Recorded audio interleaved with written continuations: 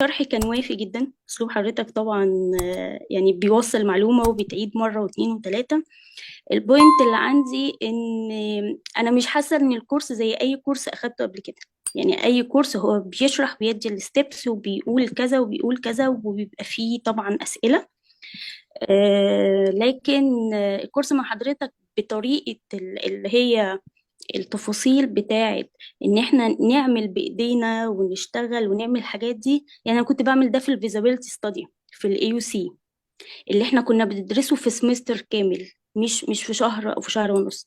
ان حضرتك تكون يعني حريص قوي على النقطة دي وان كل واحد يشتغل بايده. الحقيقة دي انا ما شفتهاش في اي كورس تاني الحقيقة. يعني دي بوينت تتحسب لكم وتتحسب لحضرتك طبعا. الحمد لله. آه، الحاجة اللي أنا برضو كنت interested بيها جدا إن أنا الجزء بتاع الفاليو انجينيرينج كنت حابة ان انا اعرف عنه. يعني اكيد لسه هسمعه وهشوف الليكتشر بتاعته. آه، يعني بتمنى لحضرتك التوفيق طبعا.